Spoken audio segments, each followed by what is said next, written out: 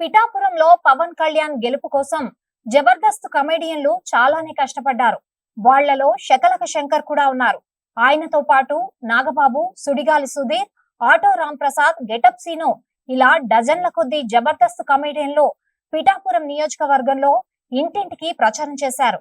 అయితే ఈ ఎన్నికల్లోనే కాకుండా గత ఎన్నికల్లో కూడా పవన్ కళ్యాణ్ తరపున ప్రచారం చేశారు శకలక శంకర్. ఈ వేసవి సెలవుల్లో మీ పిల్లలకు ఇంటర్నేషనల్ స్టాండర్డ్ ఇంగ్లీష్ నేర్పించాలి అనుకుంటున్నారా? ఈ నెల 25 నుండి మే 26 వరకు మన బాన్సువాడ పట్టణంలో ప్రోమైన్స్ వారి ఆధ్వర్యంలో 6 నుండి 14 వయసు పిల్లలకు కేంబ్రిడ్జ్ వారి యంగ్ లర్నర్స్ ఇంగ్లీష్ తరగతులు నిర్వహిస్తున్నారు. మరిన్ని వివరాలకు 9100323112 నెంబర్ పై సంప్రదించండి. గత ఎన్నికల్లో పవన్ కళ్యాణ్ కోసం తన సొంత డబ్బుల్ని ఖర్చు చేశానని, అయితే కనీసం పవన్ కళ్యాణ్ ఫోన్ కూడా చేయలేదని చెప్పి వాపోయారు శకలక శంకర్.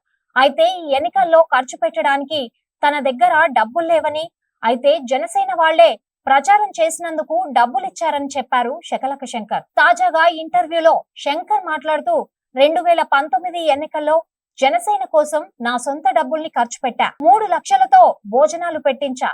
నా సొంత డబ్బులతోనే ప్రచారం చేశా. నేను ఎక్కడికి వెళ్లినా కుర్రాళ్లు దీనంగా చూస్తూ ఉంటారు అన్న వచ్చాడని. అందుకే వాళ్ళని చూసి నేను ఊరుకోలేను. చేతిలో డబ్బులు మొత్తం అయిపోయాయి. నా ఫ్రెండ్ సాయంతో 1000 రూపాయలు డీజిల్ కొట్టించుకుని ఇంటికి వచ్చేసా. నా ఫ్యామిలీకి అడ్వాన్సులు వచ్చాయని డబ్బులు తీసుకొని వస్తా అని ఇంట్లో చెప్పా. వాళ్లేమో నేను డబ్బులు తీసుకొని వస్తానని ఎదురు చూస్తున్నారు. కానీ నా డబ్బులన్నీ జనసేన కోసం వాడేశాను. దాంతో ఓ 4 రోజులు మా ఆవిడ నాతో మాట్లాడలేదు. మా మామయ్య కూడా బాధపడ్డారు.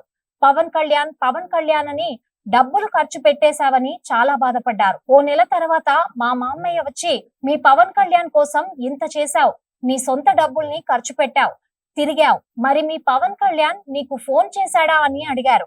నేను వాళ్ల నుండి ఏమీ ఆశించలేదు. కనీసం వాళ్లతో సినిమా చేసినప్పుడు ఫోటో కూడా ఆశించలేదు. ఇప్పటి వరకు వాళ్లతో ఒక్క ఫోటో కూడా దిగలేదు.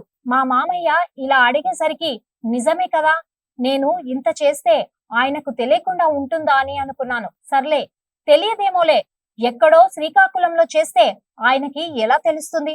తెలిసినా తెలియకపోయినా పర్లేదులే, అభిమానంతో చేశా అనుకున్నాను. 2024 ఎన్నికల్లో కూడా సేమ్.